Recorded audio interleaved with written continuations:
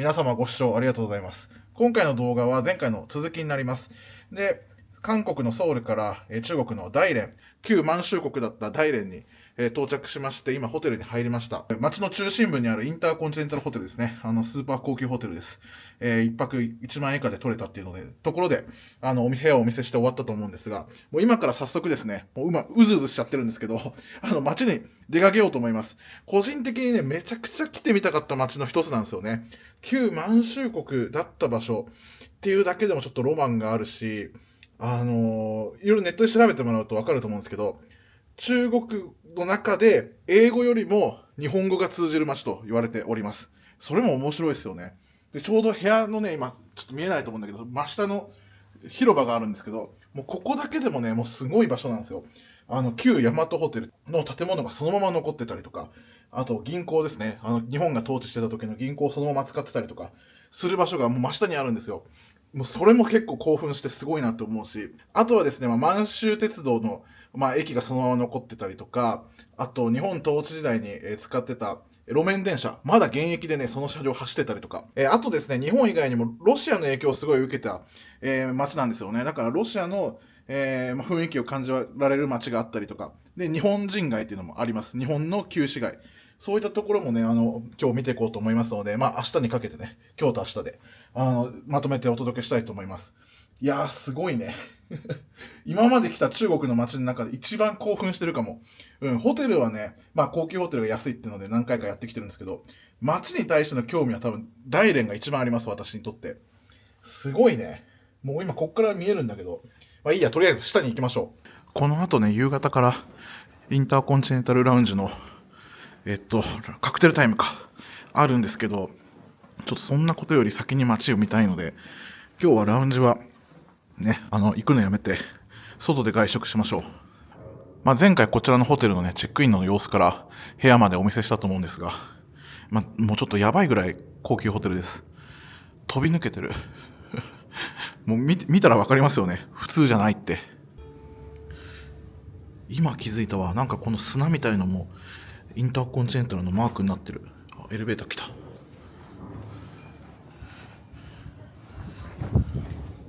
すげえな。全部がすごいわ。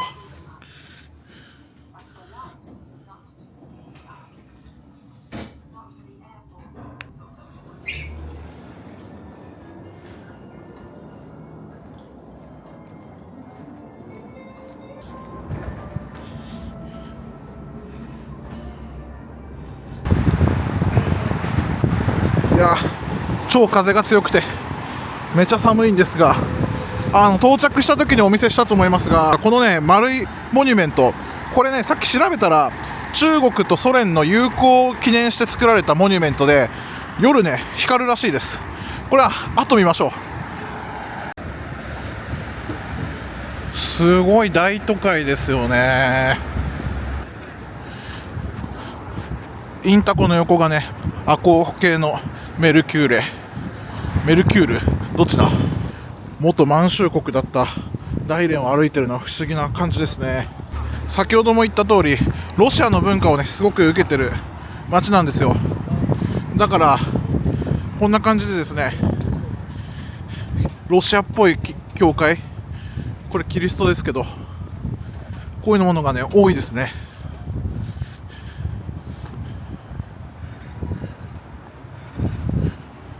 宗教を禁止している中国では珍しいと思います。この先見えてる広場があるんですけど、さっきホテルの部屋から見たところですね。これ中山広場といって、大連来てここにとりあえず来とけば間違いないっていう場所です。ここにね、もう歴史的価値のある建物が集約されております。あまりにも寒くて手がかじかんじゃいますね。映像的には晴れてて天気良さそうに見えると思うんですけど、気温はやばいですね。モスクワ並みですね。誰がどういう風に作った建物かっていうのはちょっとそこまで勉強してきてないんですけど、この円になってる広場全部世界遺産並みの重要な建物らしいので、あとこんだけこうやって凍っちゃってますね。ツルツルです、道が。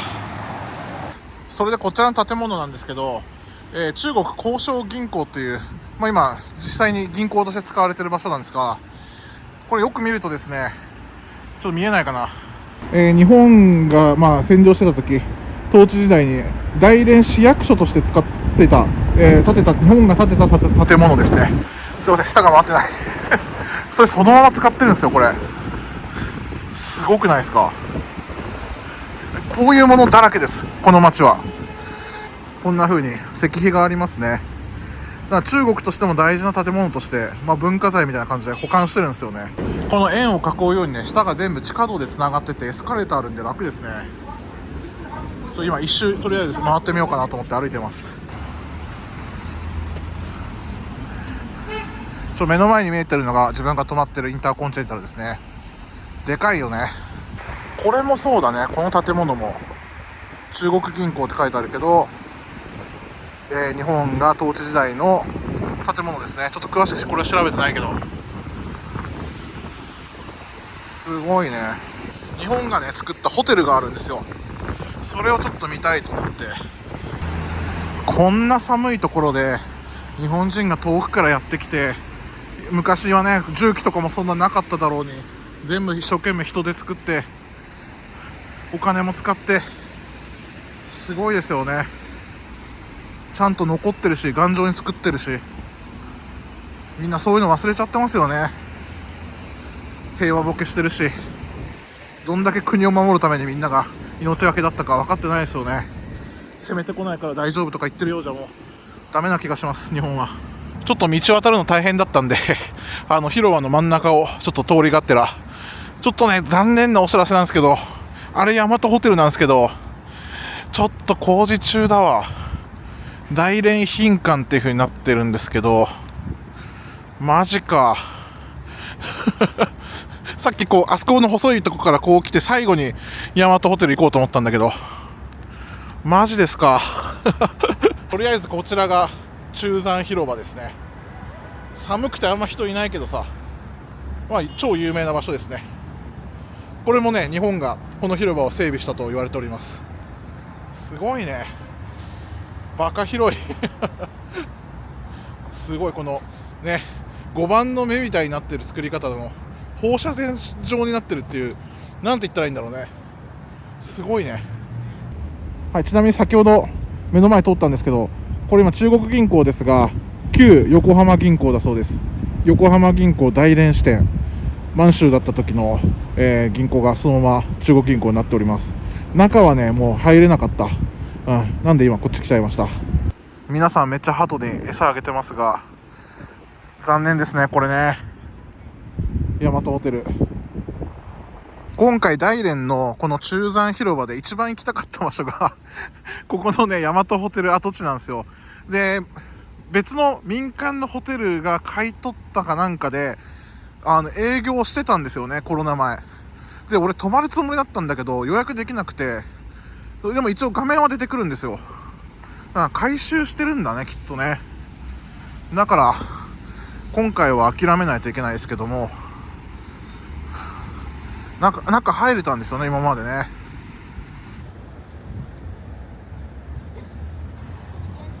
今回はね大和ホテル見ることできなかったんですけども、日本が作った建物まだいくつか残ってて、外から見ることができたんでよしとしましょう。一応計画では明日満鉄の本社に行ったりとか、街をもっとね見てみようかなと思っております。ロシア人街とか行ったりとか、旧日本人街、その辺は行こうと思っておりますが、とりあえず明るいうちに見に来ました。それでですね、今から地下鉄に乗って、大連駅の方にちょっと行ってみようかなと思います。そこに路面電車とかもあるんで、ちょっと見れたらなと思って、ちょっと初めて大連の地下鉄乗ってみます。一応アリペイで乗れるはず。あれこれダメだ、買えないわ。アリペイで買えなかった。切符買うか。ということで切符買いました。現金で買いました。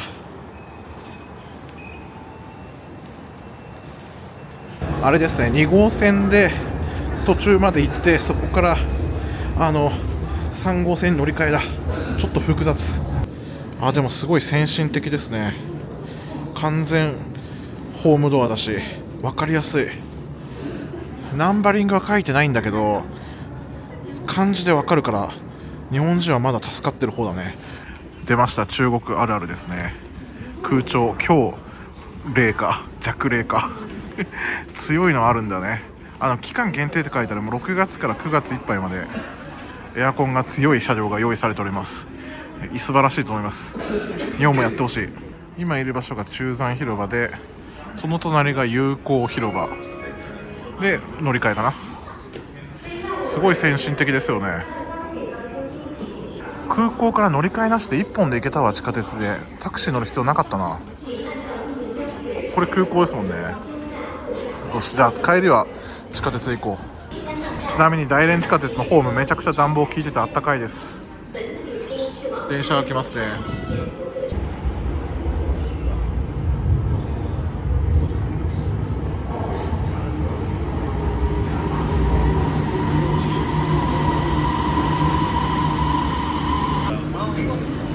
皆さんちゃんと整列乗車してますよ。割り込みないですね。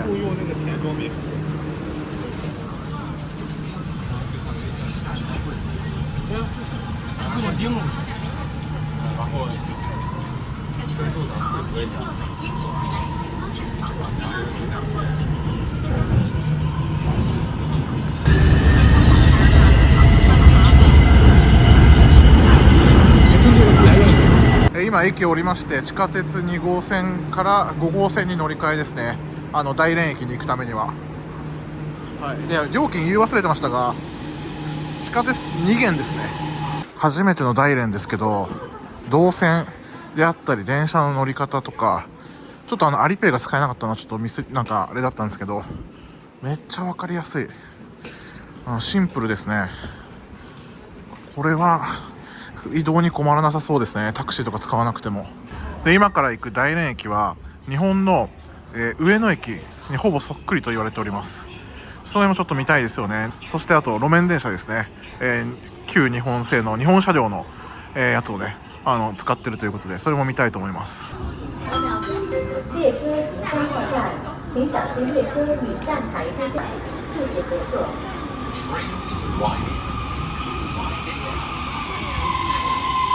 5号線の地下鉄めっちゃ新しいですね。すごい綺麗。We are now arriving at Dalian Railway Station. Please prepare to. ということで大連駅着きましたけど、すごいロシアの駅みたいです。モスクワの駅みたいだ。なんですごいな。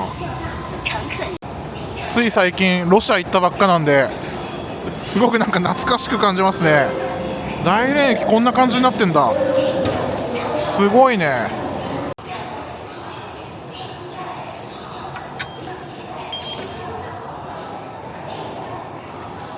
とりあえず外に出ましょうか。もうすごい寒いけど、やばいな、クソ寒いぞ。それでこちらが大連駅です。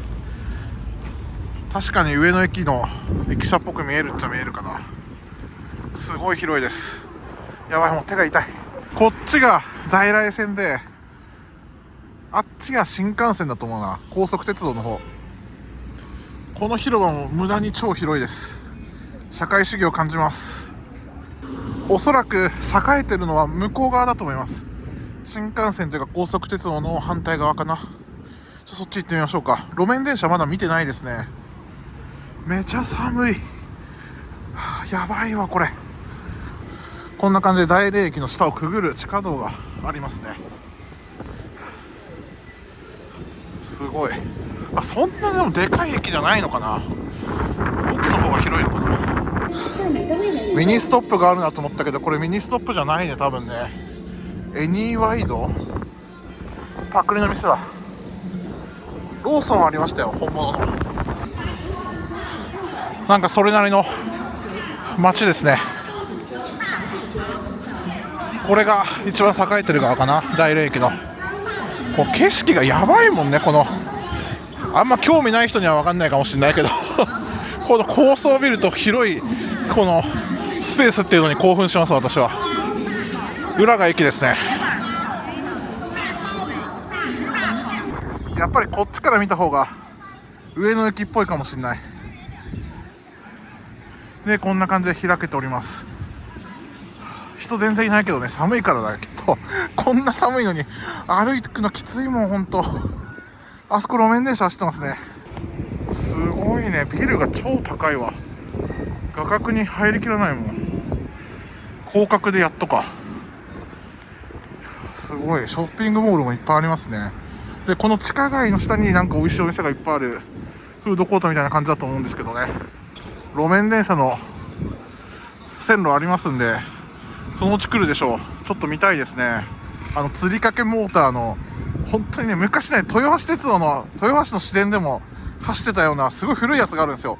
それがまだこっち走ってるっていうんで、それは乗りたいなと思ってね。日本車両製ですよ。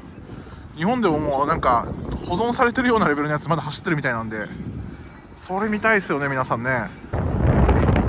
ちょうど来ました。こ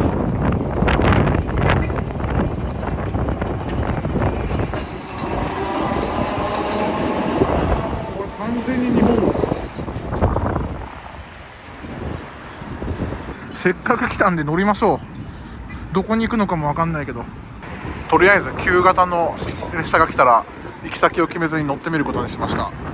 今ね暗くなってきてますけど、まだ夕方の4時半ぐらいです。まだねまだまだって感じです。で、乗車賃の方が、どこまで乗っても1元です。2元あれば往復できるんで、適当に乗って適当に降りようかと思います。でまたここに戻ってこようかな。もうそんな行く場所もないんでね。そう結局行く場所決めずに乗るんで、降り適当に乗って適当に戻ってこようかなと思います。それで路面電車来たんですけどね、これ新しいやつだ。これはちょっとやめますか。一回スルーしましょう。でもちょっと見ときましょう。かっこいいね、今風だ。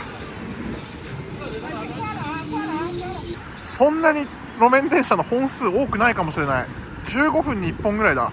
今もう死ぬ思いです。寒さに耐えながら待ってたんですけど、新しいやつだったんで1本見送ったんで、あと15分経つとなるとちょっと憂鬱ですね。で車掌さんが乗ってて、お金渡すかQR 決済かみたいな感じでしたね。なんでさっき切符買った時に1元コイン出てきたんで、それで乗ろうと思います。やばい、また新しいやつだ。30分待ってるよ。もうほんと死にそう。体の芯から冷えております。後でこれ乗ってもいいんだけど、とりあえず日本車両製の古いやつ乗らないと意味ないですもんね。ようやく来ました、日本の路面電車が。これみんなこれ乗りたくて待ってんだ。写真撮ってるもん。本数少なすぎだけどね。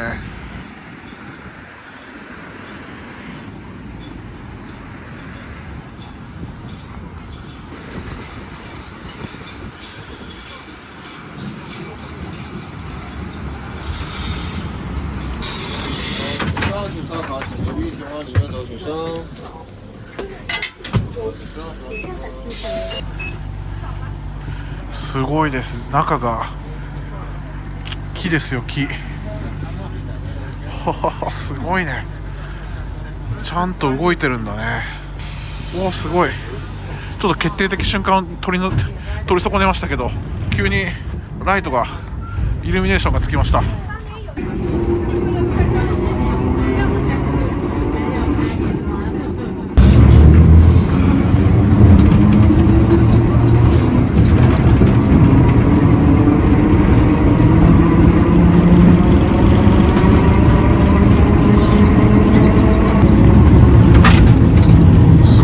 時代を超えて現役で走ってる。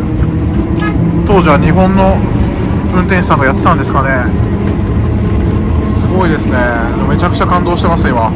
やっぱこういうの見ないとって思いますね。ほんと来てよかった。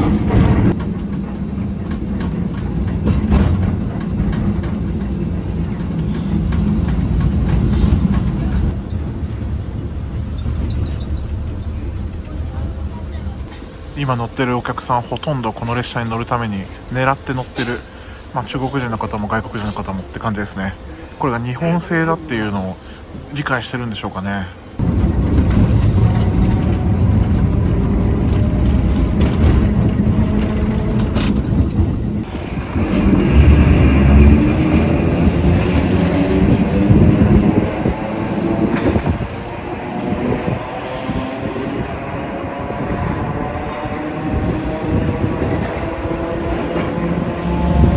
それじゃあまた同じように乗って戻りますけど、また古いやつ来ましたね。ちょうどよかった。これ乗っちゃいましょう。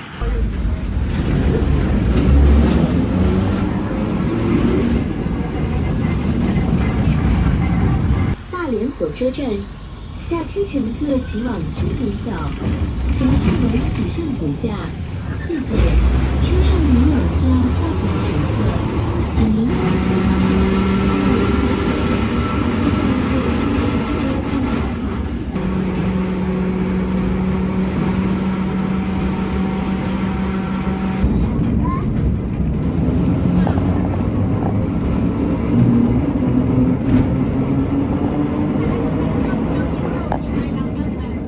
全然人はいないですけど、この夜のライトアップされてる駅とか綺麗ですね。2時間ぐらい外にいただけで、これまだ開けてないペットボトルの水なんですけど、凍りましたね。外の気温今マイナス16度だそうです。そっか、2時間ぐらいでも凍っちゃうんだね、マイナス16度だと。すごいね。とりあえずホテル最寄りの地下鉄の駅に戻ってきました。でね、晩ご飯何食べようか決めてなくて、さっきねあそこの駅のところで食べようかなと思ったけども、寒すぎて思考が働かなかったんで、とりあえずホテルの目の前にねケンタッキーあったから、もう今日それで済まそうかな。まだでもラウンジ行けるかな。どうしようかな。本当はカクテルタイム明日行こうかなと思ってたんだけど、どうしようかな。一番最初にね来た広場ですけど、めちゃくちゃ綺麗ですね。すごい。あとこういう古い建物が全部ライトアップされてるんで、これはすごいね。すごいインタコが輝いてるなんか文字が出てるわ。すげえ。あれ24時間営業って書いてあるけど、ケンタッキーやってないですね。なんか閉まってるお店多いな。じゃあラウンジ行くか。あっちの方なんかお店あるけどな。いや、ラウンジ行こう。今日はラウンジ飯。結局ラウンジ飯にすることにしました。もうランチでパパッと食べて部屋に戻ります。インターコンチネンタル大連のカクテルタイムです。ワインとかハイネケン、スーパードライもありますね。チンタオビールありますね。飲みますか。あとサラミとかおかず類も結構ありますね。食べましょう。ということで、だいぶ食べるものありましたね。おかず類抜群にあります。で、チキンかカモか分かんないですけど、照り焼きとポテトとか、あと貝のねサザエのこれ超うまそうだった。なんかトマト煮みたいなやつと、ニンニクの芽と牛肉の炒め物とか、この白菜がクタクタになってるやつとかで、チャーハンがあって、でパンとか鴨ロースとサラミ、チーズ、ちょっとケーキも持ってきました。でビールは前も飲んだんですけど、確か天津で飲みましたね。チンタオビールのドラフト生、これはスプライトです。はい。で結構ね今日本語聞こえました。日本人の人いますね。この景色も素晴らしいですし、ちょっと反射しちゃってるけど、いやもうこれでいいな。で明日の朝ごはんもがっつりあると思うので、今日はこれでいきますわ。キンキンに冷えたチンタオビール、なぜかワイングラス渡されたんでこれで飲みます。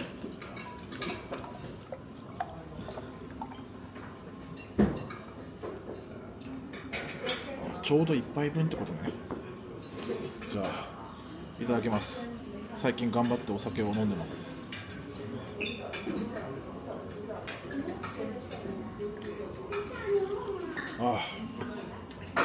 うまいかどうかは分からんけど、今喉乾いてるから美味しい。やっぱり味がちょっと薄いというか、あんま苦くないから飲みやすいですね。いやめちゃくちゃお腹空いてたんで最高だわ。この白菜が好きなんですよね。このクタクタに似てるやつ。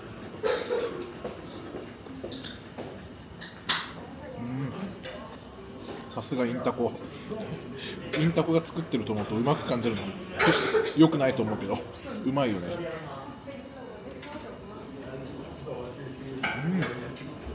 あ、チキンも超うまい。満州出身の人たち、満州族、満族の人たちかな、なんかそういう風に言うみたいですけど、その朝鮮族と結構仲がいいというかゆかりがあるっていうので、キムチとかも食べるみたいですね。どうなんでしょう、その辺よくわかんないですけど、辛い系の料理が多いって聞きましたけど、ちょっとこの炒め物は辛いですね。唐辛子結構入ってますね。あんまりこう中華料理で辛いの麻婆豆腐ぐらいしか思いつかないんですけど、結構辛いです。味はね、八角とか入ってないんで俺は好きですね。それで部屋に戻ってきました。そしたらフルーツのすごいね、この量が。マスカットとかもあるわ。とバナナチップとレーズンかな。いや、お腹空いた時にいいですね。素晴らしい、ありがとうございます。素晴らしいですね、この夜景が。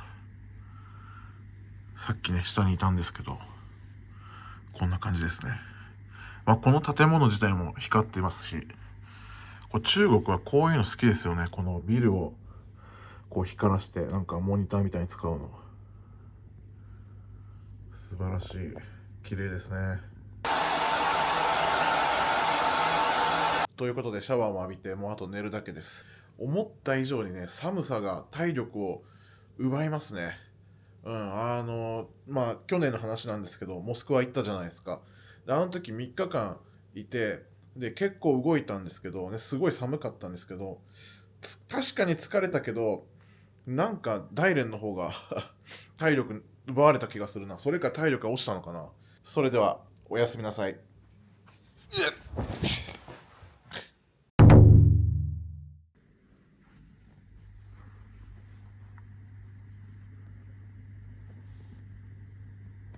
おはようございます。翌朝になりました。朝ごはん行きます。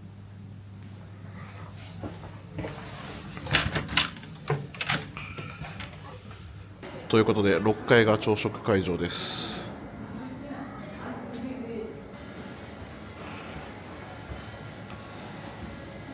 わあ、すごい、めちゃくちゃ広いわ。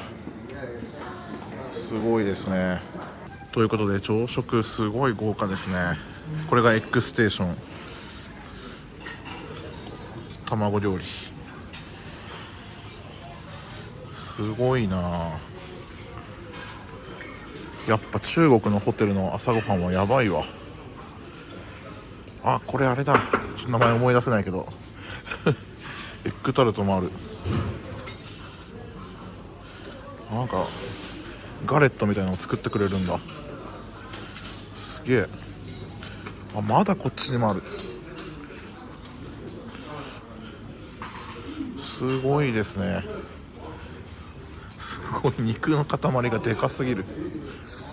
あとこれは麺かな、麺ですね。あとお寿司もありますね。ちょっとくしゃくしゃになってるけど。で揚げパン。これはもしやあれだ、サクサクのさつまいもボールだ。はい、ということでこんな感じで朝食持ってきました。オムレツも作ってくれました。かなり品数ありますね。個人的にはこの揚げパン、ミルクの揚げパンとごま団子とこのさつまいもボール、台湾であるやつですね。これが朝にあるっていうのはいいなと思いました。はい、あとね、麺も超うまそうです。シンプルな塩スープですね。はい、いただきます。オムレツ。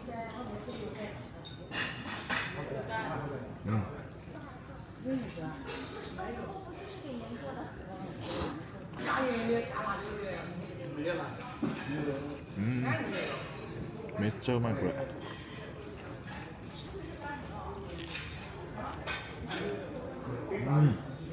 中にカスタード入ってる。エッグタルトも熱々ですね。うまっ。それではテイクアウトコーヒーをもらって一旦部屋に戻ります。それで今から旧南満州鉄道の、ビルにですね建物がまだ残ってるので、そこをちょっと見に行こうと思います。歩いて行ける距離にあります、ホテルから。それで南満州鉄道本社ビルというか建物行く前にですね、ちょうど行く途中にあったんですけど、こちらですね、満鉄がやってた病院になります。で、今はね、大連大学附属中山医院っていう別の、中国の病院になっちゃってますけど、ここに書いてありますね。満鉄、旧跡地みたいな。もともと満鉄がやってた病院がそのままね、書いてあるか。満鉄大連医院旧跡地。すごいですよね。この建物ももうずっと戦争の前からあったものです。すごいしっかりとした建物ですね。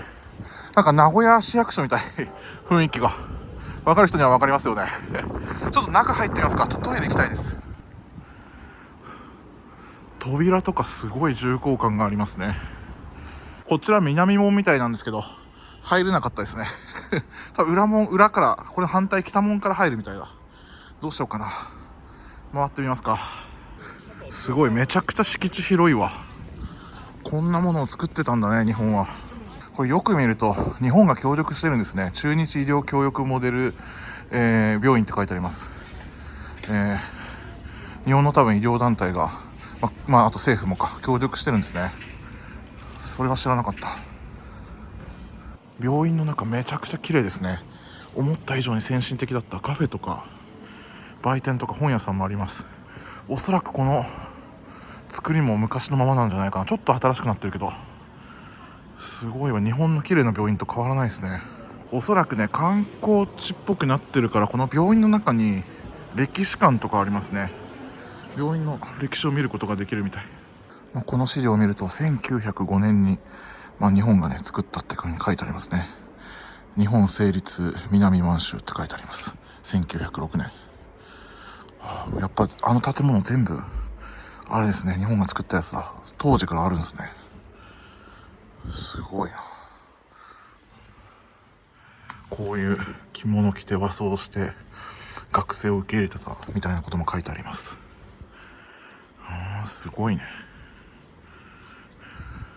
やはり書いてありますね。中日医療協力モデル体制と。意外と皆さん知らないと思います、こういうことはね。ちなみに日本の病院だとね、タバコ吸ったりっていうのは病院の敷地内ではもう完全にできないと思いますが、中国はタバコ吸い放題です。灰皿もねしっかりと用意されております。すごいね。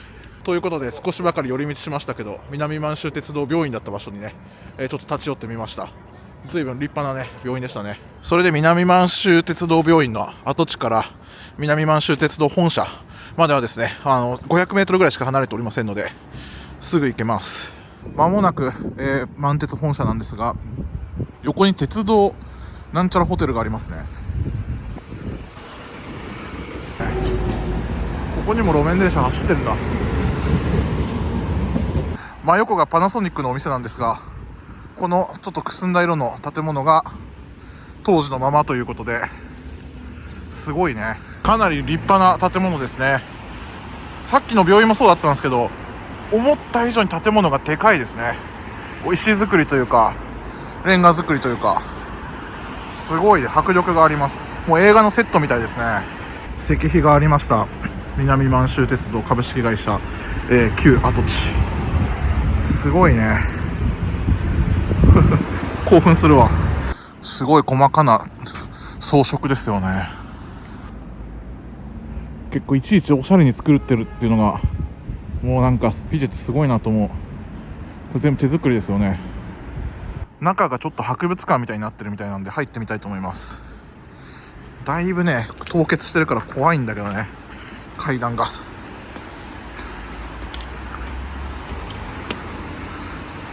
これですね、大連満鉄なんちゃら。これ今気づいたけど QR コードなんだ知らなかった全然気づかなかった。中明かりもついてないし鍵開かないんで入れないですね。この扉もそのままですよね、きっとね。ちょっとだいぶ傷んでるとことかあるんですけど、中入れないの残念だけど、しょうがない。いや満足しました。ちょうど真裏がね大連大学ですね。今から路面電車に乗って勝利橋という場所に行きます。でその近くにロシア人街があるので、そちらをちょっと見ていこうかなと思います。今回は新しいやつが来ましたんで、これ乗ってきます。车辆运行中，请站稳扶好。24小时鲜奶到家，鲜乐鲜奶提醒您：车上如有需要照顾的乘客，请您给让的座位。普通に今時のトラムって感じで、加速も速いですし、乗り心地も悪くないですね。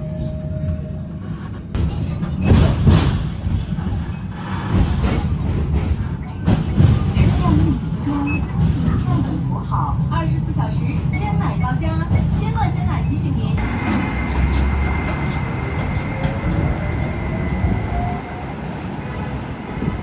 それで路面電車を降りました。でこの先に勝利橋っていう橋があるんで、その橋を渡ったところがロシア人街になっておりますので、そちらに行きます。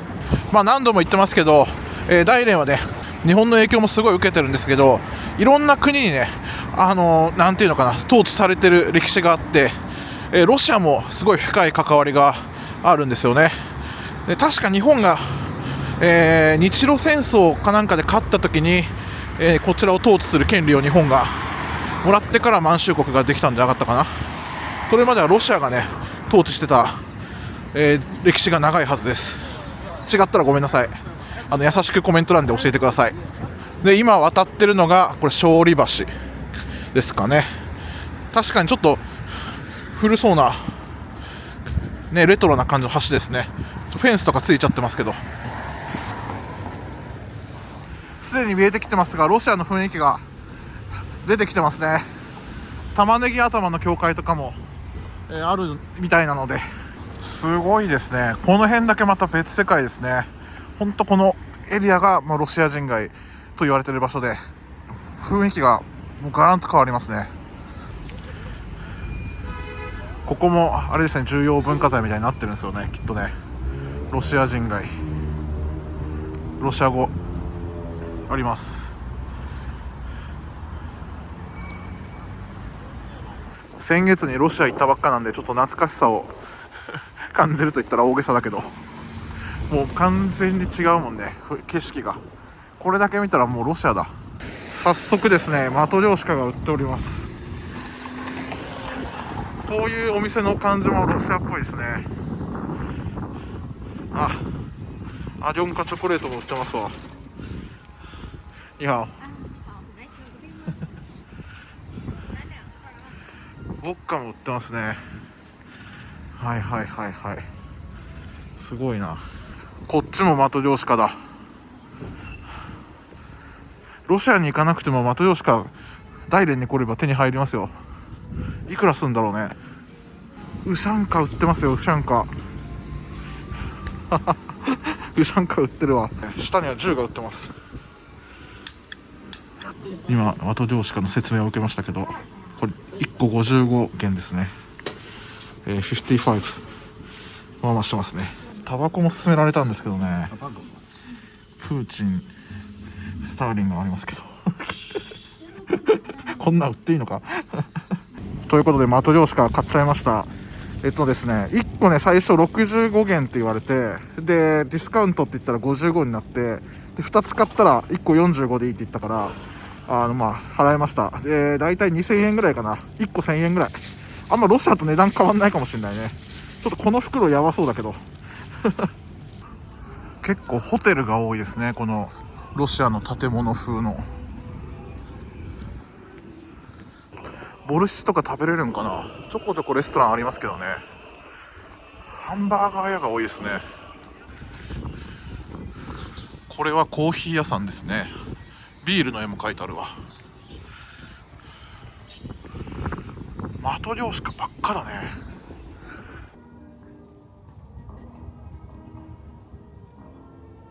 このロシア人街を歩いてる時のこのウシャンカのね、このベストマッチ感がすごいね。今年ウシャンカ大活躍してんな。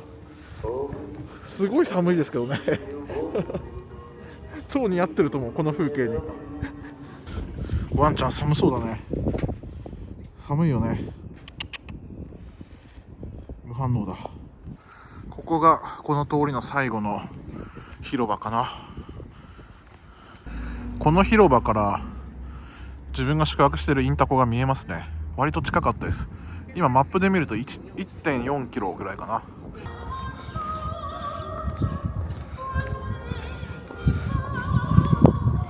それではですね、この後天津街というね、食べ物とか、そういったものが揃ってるエリアがあるので、そちらに最後行ってからホテルに戻ろうと思います。もう寒さの限界を迎えております。鼻水も止まらない。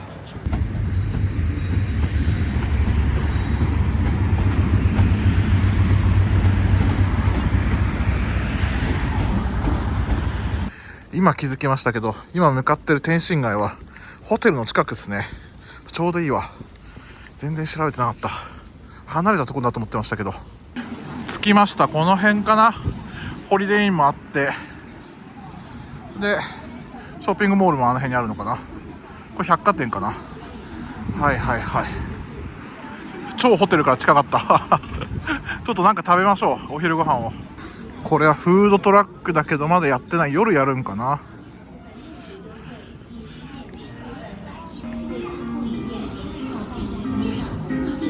久石譲さんのサマーが流れてますね。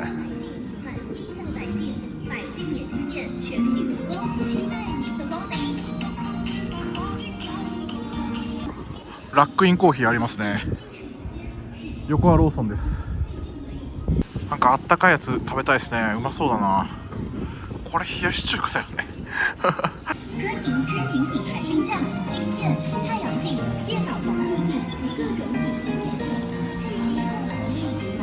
これはなんかすごいね。夜市みたいな雰囲気あるけど、昼間ですけどまだやってないんだろうな。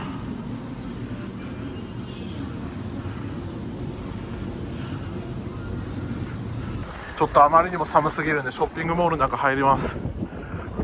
カイサプラザとかいう割とでかいモールですね。なんかクアラルンプールのララポートみたいですねビルが周りにあって壮大なんですけど、お客さん全然いないっていう。結局パッとするもんがないですね。チェーン店ばっかっていうのもあるしサブウェイとか、マックとかケンタッキーですかね。あとよくわからん中華料理っぽいやつ。大連にはなんと吉野家もありました。どうしようかな。ここで食べようかな。今ケンタッキーにするか迷ってるんですよね。昨日食べようと思って来たんですが、なぜか閉まってたんですけど、今開いてるんで、こちらの中国ケンタッキー初めて食べてみようかなと思います。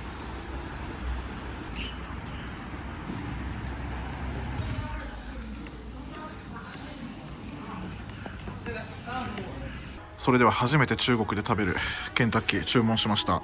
店員の方がねバリバリ英語できました。日本語もねありがとうって最後は言ってきたけどそれぐらいしか多分わからないと思うんだけど、それでもめちゃくちゃ愛想よくて丁寧でした。格段に中国ってレベル上がってるなと思いますね。で今チキンサンドかな。チキンサンドと、オリジナルチキン、2ピースでドリンクにしました。でポテトはちょっともういらないということでやめましたけど、タッチパネルの決済とかそういうのじゃなかったですね。口頭でだったんですけどスムーズに注文できました。マジでニコニコしてて丁寧でした。あとですね、ケンタッキーなのにハンバーガーが結構売ってますね。チキンサンドとかは結構あるじゃないですか。普通のビーフのハンバーガーとかフィッシュバーガーとかもありました。でチキンの丸焼きかな、それもうまそうだったんですけど1匹でかいなと思ってやめました。どこにでもあるノーマルなフライドチキンですね。なんかちょっと変わった形してますけどこのドラム。でドリンクはコーラ、入れ物がなんかおしゃれです。なんせね外がもうめちゃくちゃ寒いんでお店に入るだけであったかく感じますね。あと中国ではなかなか紙のストローは今まで出会ったことないです。がっつりプラスチックですね。じゃあいただきます。チキンうまそうですね。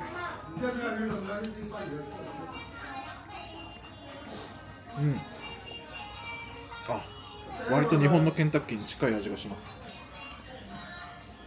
で私は中国に来ると必ずマックのスパイシーチキンバーガー食べてゴリ押ししてるんですけど、今日はちょっと、マックはやめてケンタッキーのチキンバーガーにしました。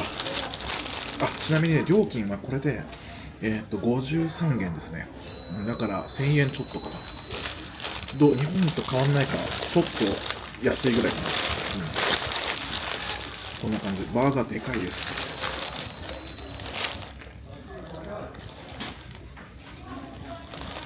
これね、スパイシーチキンバーガーは、自分ちょっとチキンバーガーしか頭になかったんですけど、めっちゃ辛いわ。でもうまい。マックのね、スパイシーチキンバーガーに結構近いですね。こっちの方がボリュームがありますけど、うまいです。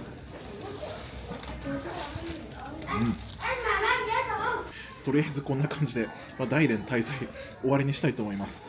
それで今気づいたんですけど、こちらのね、ケンタッキーもこの建物ですね、これ日本と関わりがあるものでした。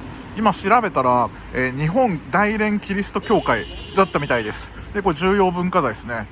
これもそんな風なんだ、知らなかったな。日本がね、大連を疎開として使ってた時に建てたキリスト教の教会が今ケンタッキーです。だからかなりこれも貴重なものですね。ということでホテルに戻ってきました。そういえばね、チェックインの時にカフェで使えるドリンク券2枚もらったんで、ちょっと使いに行きます。すごい綺麗なカフェだ。めちゃくちゃ綺麗な豪華なカフェですね。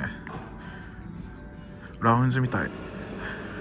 ということでご丁寧にコーヒー一杯もらいます。クッキーまでありますね。すごい重厚感があるこの空間がすごいですね。それじゃあいただきます。うまい。美味しいね。それで今回、この動画ね、前編と後編で大連の、様子とか、元ね満州国だった場所みたいな感じで皆さんに紹介したと思うんですけど、ちょっと訂正というか自分の知識が浅知恵で申し訳ないなと思うんですけど、間違ったことも結構言っておりますので、ちょっといろいろ指摘されたんで補足しときたいなということがありまして、歴史上の認識って結構難しいと思うんですけど、私もちょっとね専門家じゃなくて、客観的、皆さんの一般的な目線で話してるんで違ったりすることも結構あります。でね、大連はねもともと満州国には、ではないという意見もあるみたいで、ツイッターで指摘もらったんですけど、確かにそうかなと思いました、自分も。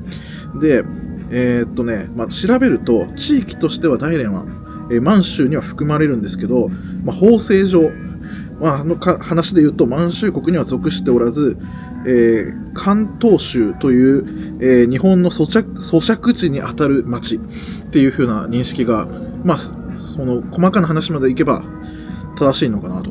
満州の国ではないけど、満州のエリアとしては含まれるみたいな、ちょっと難しいですよね。